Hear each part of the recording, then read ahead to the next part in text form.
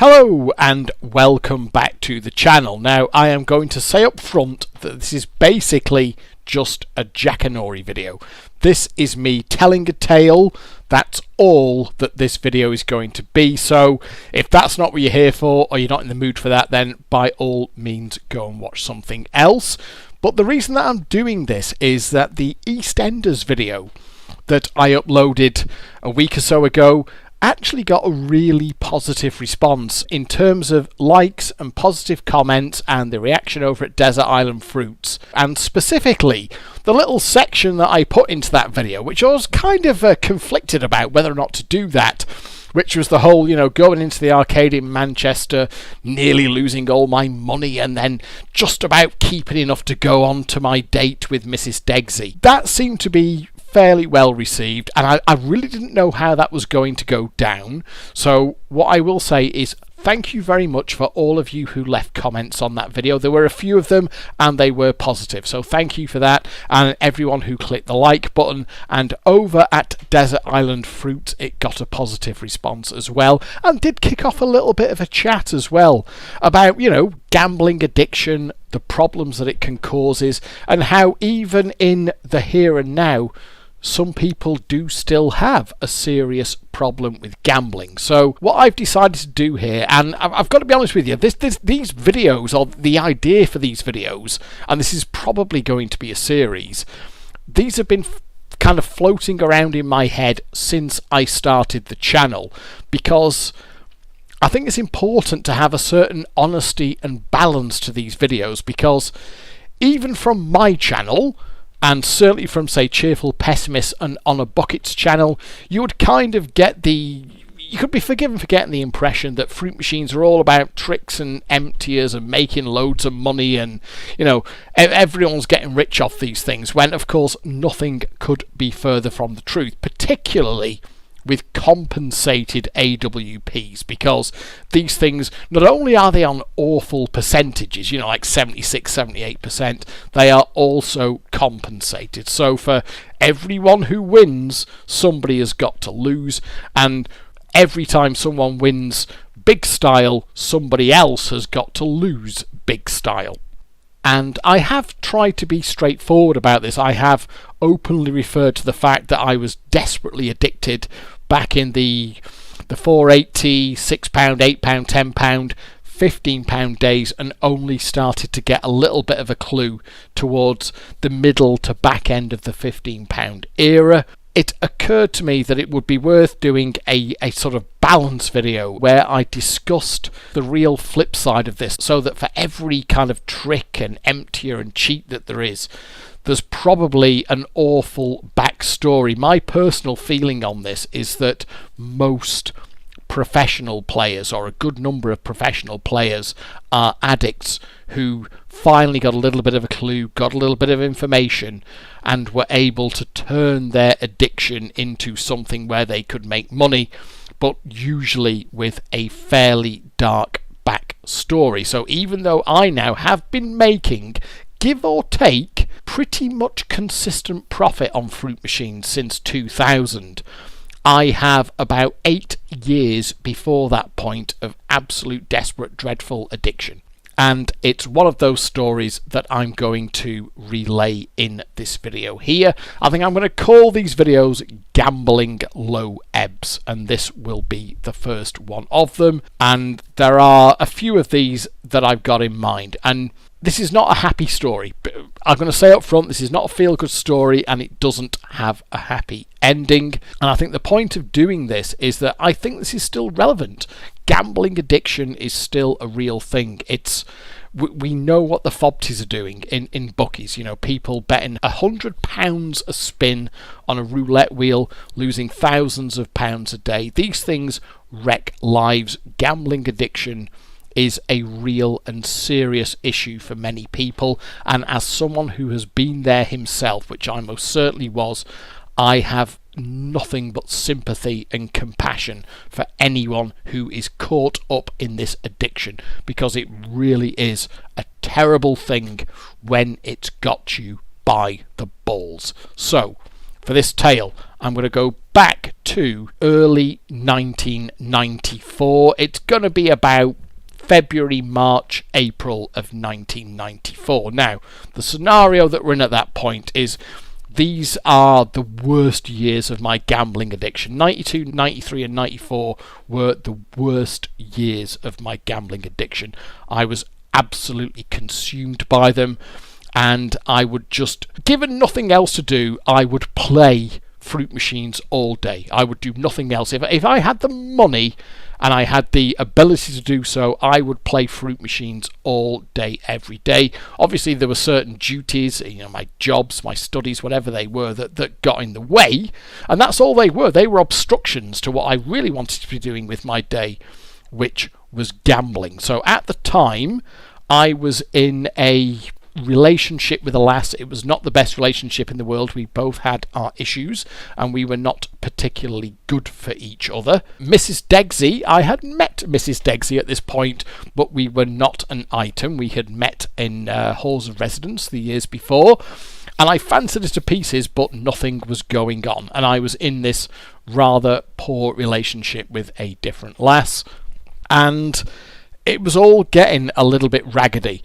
I had student grants, I had student loans, I had overdrafts, I had jobs, I had money from my dad, multiple sources of income, and yet I was always skint because everything that I had, any money that I had, would end up going into fruit machines.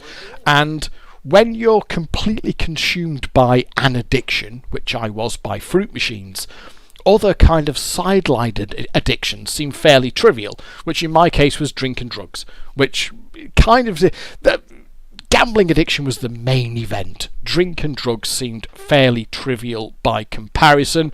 That's three things that you really don't want to have on the go at the same time. I mean, that is a proper trifecta of disaster: gambling, drink and drugs. To have those three things going on at once, it's not a happy scenario. So what had happened is, at New Year's 1993, that's December 31st, 1993, me and a mate of mine had ended up at the Three Arrows pub in Radcliffe. We'd been out for a fair few beers that evening, and we wound up in the Three Arrows pub in Radcliffe for the last drinks of the evening. And what happened is we bumped into a couple of lasses that we'd both gone to school with. We'd gone to the same primary school, we'd gone to the same junior school, and we'd gone to the same senior school. But then we'd kind of dropped out of contact when we went to different colleges and then universities.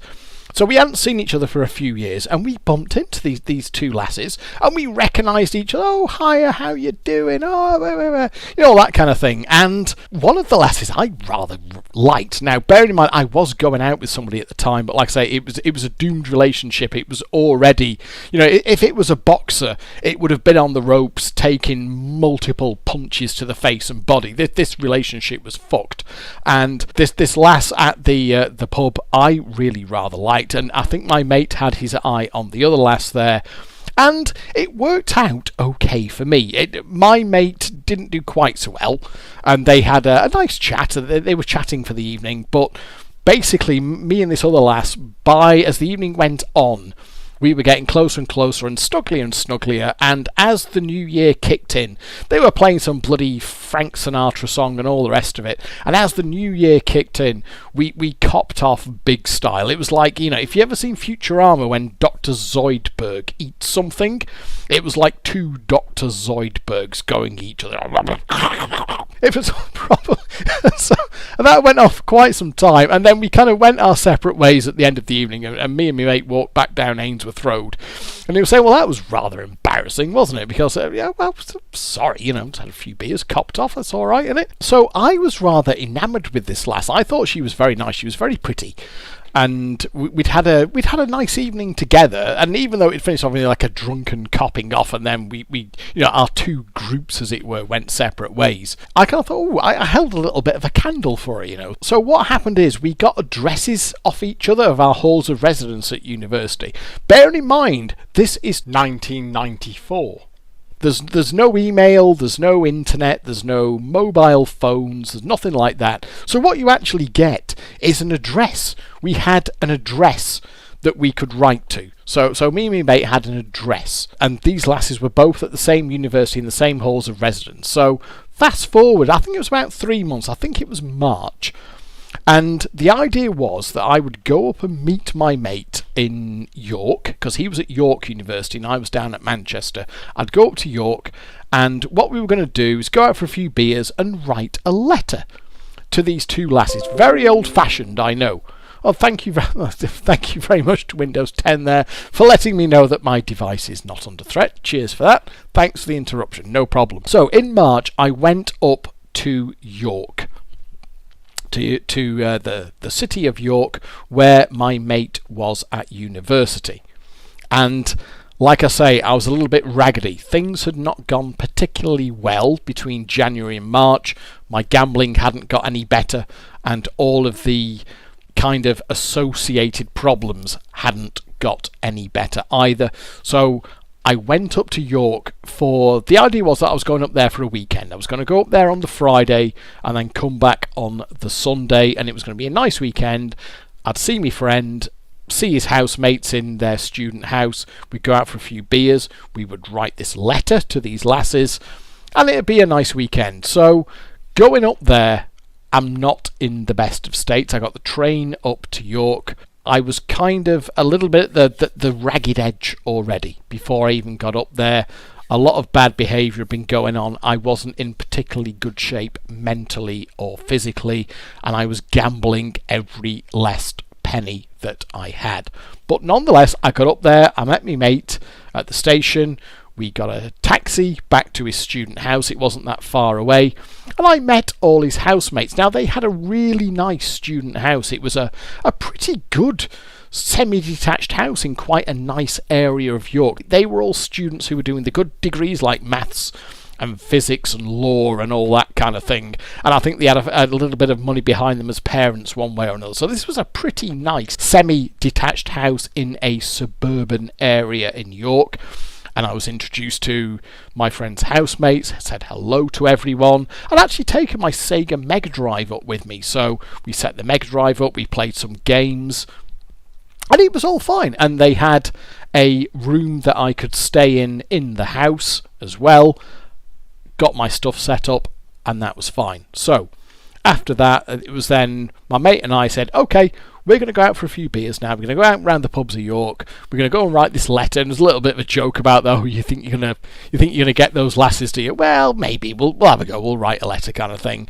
And the agreement was that we'd go out for a few beers in the afternoon, and then my mate's housemates would join us later on with their girlfriends and their friends, and we'd have a little party of us going around York for a few beers, and we'd get a meal somewhere at the end of the night, and that would make a nice kind of Friday evening. So with that, my mate and I went back into York. And on the way, I remember we stopped in a pub because we walked back in. It wasn't that far to walk back in. We stopped at a pub on the way back into York, like an outskirtsy kind of pub, a really nice kind of country pub, a lot of food going on and all that kind of thing. And we sat down and wrote this letter, and we got most of it done. And we put our everything into it and made it as funny and as humorous as possible. Handwritten letter. I know it sounds terribly quaint now, but I was already on the fruit machines. I did have, one way or another, I got a little chunk of cash together. I can't remember what it was, maybe my pay or a student grant, or I'd sorted out another overdraft or something. But I did have, one way or another, I had a little chunk of cash to go out with. And I lost a big chunk of it in the first pub. And I was gambling really, really recklessly, even on machines that were dead. And they actually had an EastEnders in there. From the last video, the Maygay AWP EastEnders, £6 jackpot EastEnders that was absolutely on its arse and was obviously on its arse. But I just kept playing it, lost a fair few quid on that. But we got the letter done. And then we moved into York Town Centre itself and went to a pub. And if you're wondering why I've got Only Fools and Horses on the screen here, I do remember that in the second pub that we went to, they had one of these, an Only Fools and Horses on a £6 jackpot, and also it was a JPM, and it was something like the Dirty Dozen. It wasn't the Dirty Dozen, but it was a similar machine, one of those crossover JPMs that had some samples and some synth sounds. And those two machines between them took an absolute fortune off me. Now, the Only Fools and Horses was pretty bad. I think I just caught it after a natural streak or something like that. It took £20-30 off me, something like that. But it was the JPM that they had in there, whatever it was. And like I say, it wasn't the Dirty Dozen, but it was one of that family of machines. And it was absolutely rabid. And I clearly remember just not being able to comprehend how much money this thing was taking off me. I think it was like 20 quid before it even offered me single bars for like £1.60. I managed to nudge in single bars for £1.60 after like 20 or 30 quid, which immediately lost on the high-low gamble, and it just went downhill from there. I think eventually it caved for like a £3 repeat that didn't repeat. Maybe I got a token jackpot out of it eventually. In fact, I seem to remember getting a token jackpot out of it, going back to Only Fools and Horses and then losing that. One way or another though, I lost 50, 60, 70 pounds in that pub, on top of the like 20, 30 quid that I'd lost in the first pub. Basically, between two pubs and 4 £6 jackpot AWPs, I'd lost about 100 quid, which was kind of my budget. All the money that I'd gone out with, I lost, but I did still have some money in the bank. I had my cash card, so I got the last of my money. As was always the case back then, it was always my last money in the world, but I did get whatever it was, maybe another 30, 40 quid out the bank, whatever it may have been, but that was it then. That was all the cash I had. Things didn't get any better. I was drinking quite heavily, and I was just gambling on every machine that we came across very, very recklessly. The letter had been done. We were still chatting, we were still, kind of getting on, but my friend who'd known me for many years at this point knew that I was in the throes of the beast, as it were. I was in gambling mode.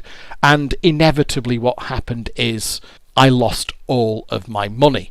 And it so happened that by the time the rest of the group, my friends' housemates were coming out, a couple of them had girlfriends and they had other friends with them, and we all converged on a pub in York, and I had a tenner left. I had one £10 note left, and that was it. That was the point at which I couldn't go back to the cash point to get any more money because there was nothing in there. I had a tenner left, and that was it.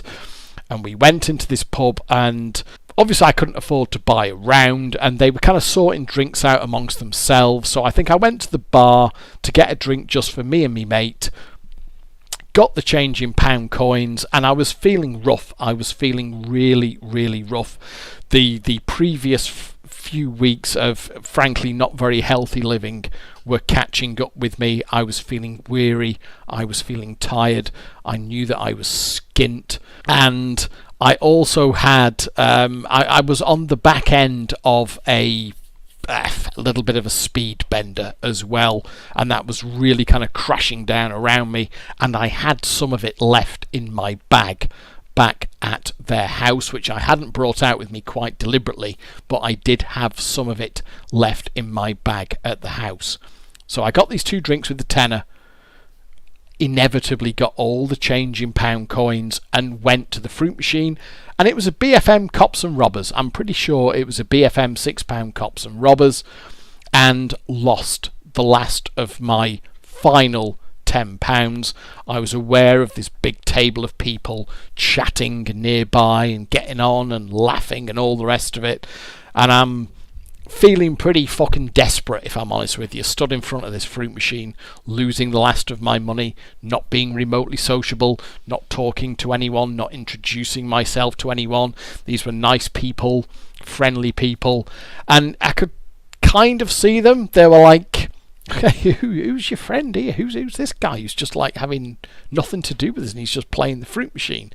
And that's like kind of, tired paranoia was setting in, and I lost all my money and went back to the table. I had a drink, but I didn't want to drink it. I knew that I was skint. I knew that the night was over for me, and it was just another in a long line of gambling fuck-ups where a situation that should have been positive and friendly and happy had turned into something that was anything but. So I leaned into my mate and said, you know what, I think I might just go back if it's all right with you and just get to bed. I'm really tired, and I think I just need a rest. And he's like, have you got no money left? Well, I've got no money. It's true, I've got no money, but more than anything, I'm just tired, if I'm honest with you. And he's like, well, don't worry, we'll get you drinks for you. You don't have to go back now. Just stay out with us. We'll cover you for beer. And then I think a couple of people nearby had overheard. And they're like, oh yeah, don't be silly, mate. Don't go home. We'll get you drinks for you, no problem. And they're like being kind to me. It's like, I think they've all... I mean, obviously my mate knew exactly what was going on. Fucking hell, he's lost all his money again. He can't afford drinks. And a couple of the people nearby who'd picked up on this were like, oh, not quite sure what's going on, but, let's offer to buy him a drink. They were being nice, but I just wasn't in the mood to absorb it. I wasn't in the mood for it at all. So I said, no, honestly, I just want to go back. Can you just let me know what your address is, and I'll go back to your house and I'll get to sleep. And I need to get some rest. And they were like, oh, well, okay, yeah, fine. So got a pen and a bit of paper and wrote down the address. Obviously it's not my house, it's their student house. So wrote down the address, and they're like, okay, that's where you need to get to. Okay, thank you. And then I'm like, oh, shit, can I borrow the money for a taxi, please? Because I've got no money left. And my mate's like, yeah, okay, yeah, we'll give you the money for the taxi, not a problem. So he hands over a $5 or whatever for a taxi. So I've got the address, I've got the money for the taxi, which is not my money, and I'm going to go. And on the way out of the pub, and I'm feeling like absolute shit at this point, and they're all kind of looking at me now, because bearing in mind that they have just given me their key to go back to the house, this fucking weird deadbeat guy who looks like a fucking strung out junkie. They've given him their house key, they've given him their address, and they've given him money for a taxi home. And you could see there was a slight shade of doubt creeping in, like, okay, who is this guy? I mean, obviously I had my friend there to sort of vouch, it's all right, he's with me, sort of thing. So I say bye to the... Oh, yeah, thanks, yeah, bye. I'm just going to go off. I'm really tired. Bye. And they're like, yeah, okay, bye. And just as I'm leaving the group, I've got my bit of paper, I've got my address, and I've got the money for the taxi.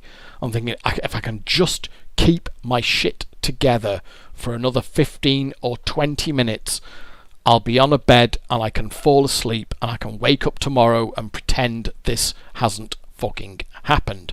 But just as I'm leaving the table, one of the guys says to me, he kind of sort of taps me on the arm and says, oh, don't forget the alarm, mate.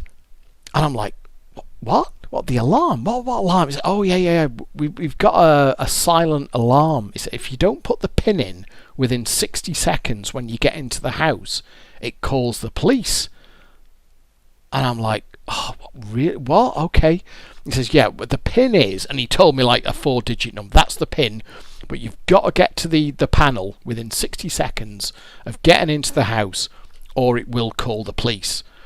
And I'm thinking, fuck, that's the last thing I need now is more fucking information like that. The police are going to get automatically called to after 60 seconds if I don't manage to find this panel in my fucked state and put the correct pin in. So he gives me the 4-digit number. And I write it down on my bit of paper. Okay, I've got my address, I've got my taxi fare, and I've got the pin. I'm like, okay, cheers, thank you. Yeah, I'll see you later, or I'll see you in the morning. Blundered out of the pub. I'm really, really drunk. I'm crashing badly from all kinds of things. Plus the fact that I have lost all my money in the world on the fruit machines. Managed to get myself down to a taxi rank. Get into the taxi, read out the address. Can you take me to blah, blah, blah, please? Yeah, okay, mate. He takes me there. I've got enough money for the fare. I think it was most of the money that I had. I think I had a $5 and it was most of a $5 or something like that to get there.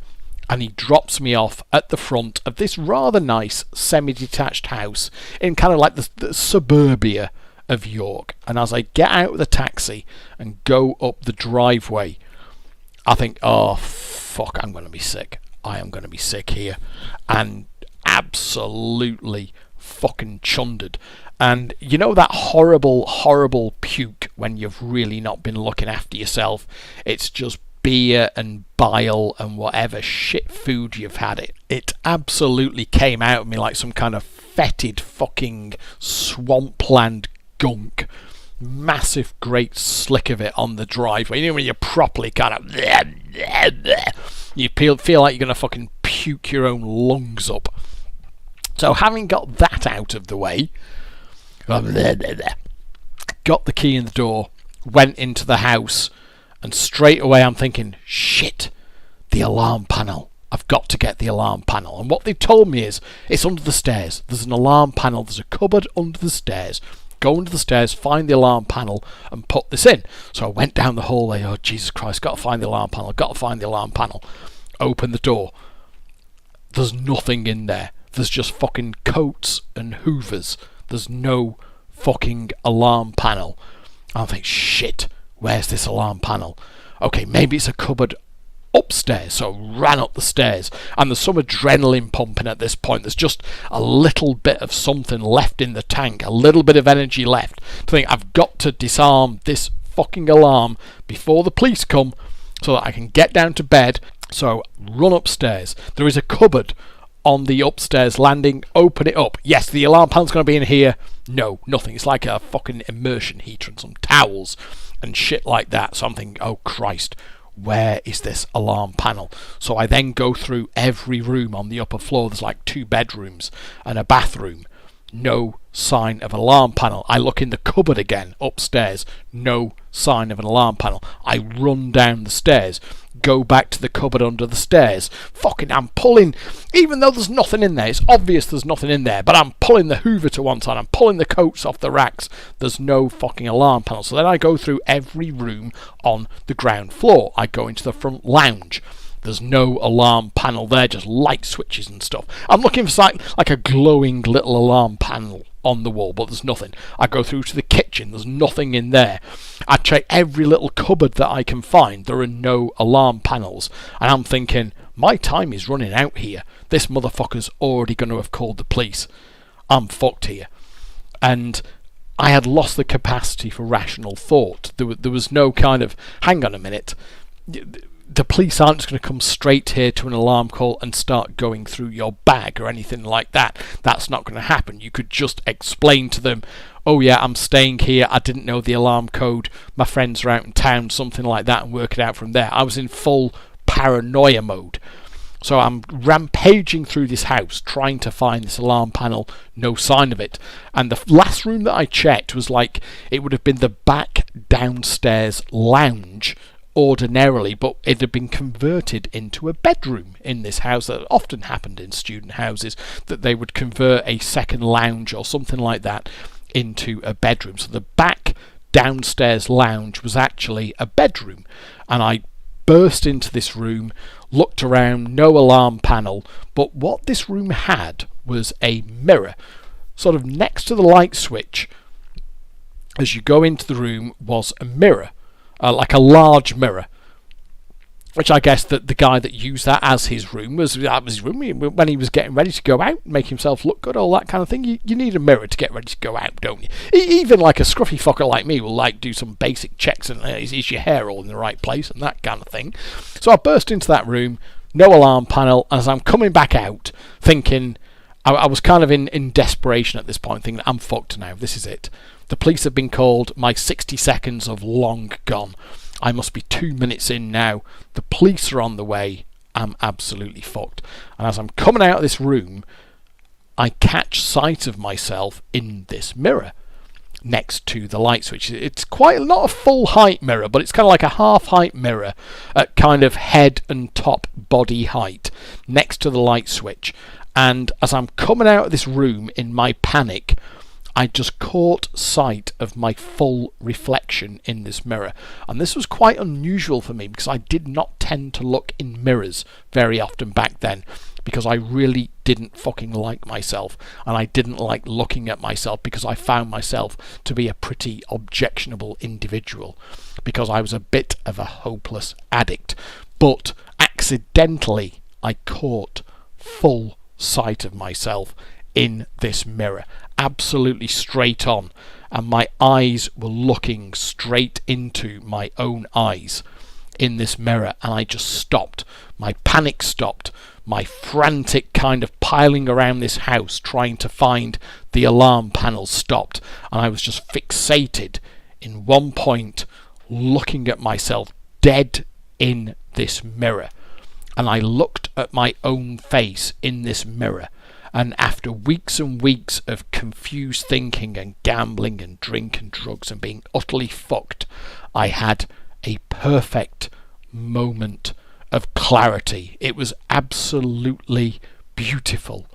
It was perfect. It was entirely correctly formed. It was the most honest thought I had had for weeks and weeks and weeks. And as I looked at myself in this mirror, at my own face, I just thought, I fucking hate you, you useless cunt. What are you doing? Here you are. You've got nothing. You're nobody. You've left all those people behind in town. You've got no money. You've fucked everybody off again. You've fucked your friends off again. They all think you're fucking useless. They're all laughing at you. And it's your fault. I fucking hate you. And I'm thinking that about myself as I'm looking into this mirror. So my short-circuited brain, my drink and drug-addled brain, fucked by gambling, fucked by so many things, just drew the quickest conclusion. What do you do when you are faced with something that you genuinely and truly hate? You destroy it. You destroy the thing that you hate. That's the logical conclusion. So as I'm looking at myself in this mirror, I was just consumed with rage at myself. So I piled my head into this mirror with all the force that I can muster. I'm literally talking, I pulled my head back as far as I could go and went bang straight into it. The mirror smashes. Bits of glass go everywhere. There's bits of glass stuck in my forehead. Blood starts pouring out my forehead. And I'm like kind of semi-dazed. And then I'm looking down and so I've got this smashed mirror in front of me. I've got bits of glass, bits of mirror on the floor. I've got blood pouring out my forehead. And I'm thinking, oh, right, you've really done it now. Because not only are you a useless fucking addict fuck up, you're now wrecking your friend's house as well. Look at this. This is someone's bedroom, and you've just fucked his mirror. You're putting blood on the carpet. There's smashed glass everywhere. What's going on? And at that point, I snapped. So went through to the kitchen, found a little knife block with a selection of knives. Paring knives and chopping knives and bread knives and all the rest of it. Just picked what looked like the sharpest knife out of this. Kind of collapsed onto the kitchen floor, onto the cold lino. I've got to be honest with you, I was a bit of a fucking wreck. And then just started kind of drilling into my forehead with this knife, going, yeah. And so there's blood going everywhere. There's loads of blood at this point. I mean, fortunately, of course, my skull got in the way. I mean, if I'd have been thinking things through, I'd have gone in through the ear or something like that, where there'd been less resistance. But nonetheless, there's blood everywhere. The whole thing's a mess. I'm a mess. And I'm thinking, I need to get out of here now. I need to escape. I need to flee, because I've fucked my friend's house up. There's a smashed mirror and blood in there. There's now blood all over the kitchen. I've got a bloody knife in my hand, and which I'm trying to apparently drill into my skull with. So at that point, I just fled the house, went to the front door, kind of in my paranoid state, expecting there to be like a load of police cars out there or something like that, because this alarm would have called them. But no, the front of the house was quiet. There was nobody there. So as I kind of ran out of the house, I then, no word of a lie, slipped on my own fucking puke. If you remember when I got out of the taxi earlier on, when I puked up, I then slipped on my own puke, went head over heels, absolutely arse over tit, and smashed down onto this driveway, cracked my head on the concrete driveway, boomf, as hard as you can imagine, and basically fucking knocked myself out. And as I am coming round, a couple of people were walking past, and they're obviously thinking, Jesus Christ, but okay, there's a guy here, he's flat out on a driveway, there's a big pile of puke, he's covered in blood, the front door's open, all the lights are on, and there's nobody else around. You know what? I'm gonna call the police and the ambulance. So an ambulance did indeed turn up and take me to one of York's hospitals. And at this point, frankly, I'm pretty much passed out. I have vague memories. I have vague memories of being in the back of the ambulance, the noise of the sirens, the flashing blue lights of these two people talking to me and me vaguely communicating with them. But I was effectively broken at this point. There was nothing left. You know, the needle was well below empty. But this ambulance did get me out to one of York's hospitals. I think I've lost some time at that point, but what actually happened is later on that evening, my friend and 2 or 3 of his housemates turned up, and he found me in this hospital bed, and I was kind of coming around a little bit by then, and as he came in to the room and he saw me on the bed, I had a big fucking bandage on my head and all that sort of thing. I think I had a couple of drips coming out of me and whatever, because it was clear that I was in fairly poor physical state. And even though what had happened is him and his housemates had got back to the house sometime after I'd been carted away, and they'd found this scene. They'd found the puke, they'd found the blood, they'd found the smashed mirror, they'd found the knife, they'd found the blood all over the kitchen, they'd found the trail of blood in the hallway, and what the ambulance people had done is left a note for them to say, person taken to a York hospital, you know, please come and find the guy, but not which hospital it was, because York had more than one hospital back then. So what they'd apparently done, and he relayed this story to me, what they'd done is then started ringing round all the hospitals in York saying, have you got a guy in who's been brought in fitting this description? Eventually one of the hospitals had said, yes, we've got a guy who fits that description. They then got a taxi out to the hospital to find me, and as he came in, even after all I'd done, which was fucked up this day out and then fucked up his house, I remember coming to me and just hugging me and saying, oh fuck, I'm glad you're alright. And I'm like, gee, I was kind of overwhelmed because he and his housemates were there. I'd just fucked up their house, and they were still like compassionate and concerned and like, okay, you're okay. He seemed so pleased to find that I was actually still fucking alive, you know. And so obviously I'm just like mega apologetic. I'm starting to come round. I am starting to sober up. And he said, we've called your dad, he's coming up, he's going to come up and get you. And I'm like, okay, thanks very much, okay, thank you. And my dad then did turn up probably another hour or so. They then took their leave and they got a taxi back to their house. My dad then came into the ward. I guess obviously my friend had told him which hospital to go to and which ward I was in. He found me, and he was up, what's going on? He kind of knew that I was not in a good place with various things, and I didn't really have much to say, to be honest. I was just so fucked at this point. So my dad collected me, and then we had to go back to the house to get my stuff, because my bag was there with my stuff, and my Mega Drive, and what they'd done is they packed all my stuff up for me into my bag, so it was ready for me to collect. So all the stuff that I'd unpacked had been packed back into my bag, and as you can imagine, the reception was a little bit frosty.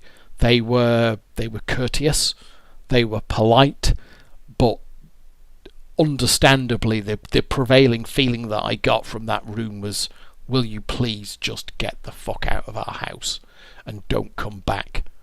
Because they didn't know me, they knew nothing about me. All they knew was this fucking loser who turned up from Manchester, gone out, got pissed, lost all his money on the fruit machines, and come back and trashed their fucking house. My friend was, of course, he knew me. He was more understanding, I guess, but he was like, okay, yeah, I'll catch up with you next week. Okay, and I'm like, I'm so sorry. And I'm looking, and you could see they were like trying to clean up the mess because there was blood all over the place. And I'm like, Jesus Christ, what the fuck have you done? What the fuck have you done here? So there was nothing to do. You can't make it right in that moment. So I just took my bag, said goodbye, apologised again, got into the car with my dad, and he drove me back down to Manchester. And he was trying to talk to me, what's going on? What's going on with you? You're obviously not all right. And I'm just like, no, I can't talk now. I can't talk. I just need to go to bed. So we got back to Manchester, went to bed, slept like the dead. What I do remember is on the Monday, I went back into university. I still had the fucking bandage on my head, and there was still a few nasty little scars on there or nasty little wounds if I took the bandage off. And my friends on the course were saying, crikey, what happened to you? Because I told them that I was going up to York, and there was a lass in particular that I really quite liked, and we were quite good friends. She was like, oh, what happened to you? What happened? Oh, yeah, I was out in York, and I got into a fight. I know it sounds like the stupidest thing. And she's like, oh, wow, really? Yeah, I know it's ridiculous. I got my head kicked in. It was just trying to explain away these wounds on my head, which I'd done myself with a fucking knife lying on a kitchen floor in York. And just carried on. It didn't even make things better. You would think that would be a big wake-up call, but no.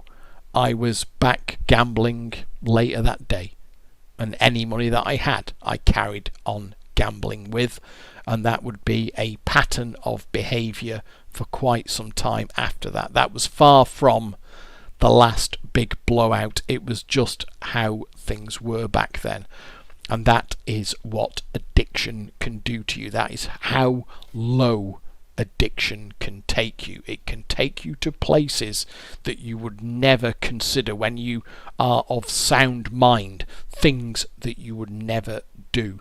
Places that you would never go to.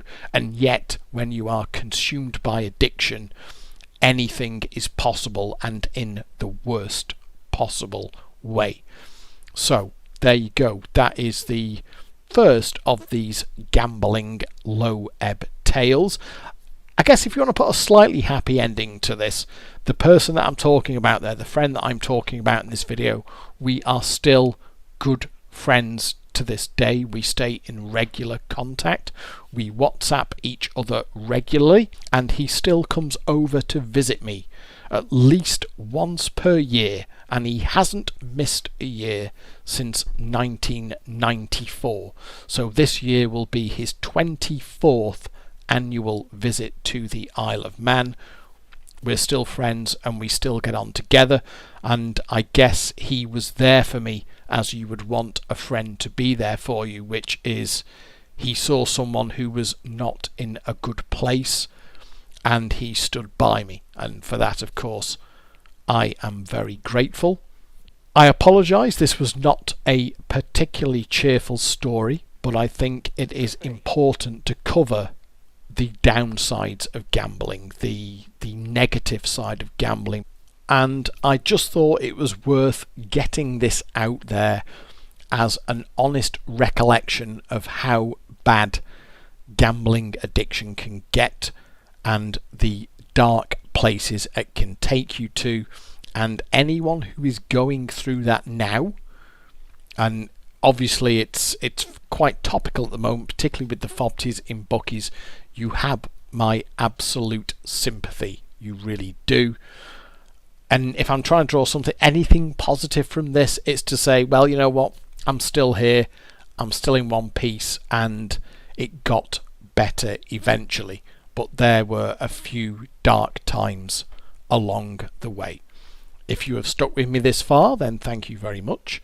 I hope you have enjoyed this video as much as that would be possible. Thank you very much for watching, and I would like to catch up with you next time. But for now, goodbye.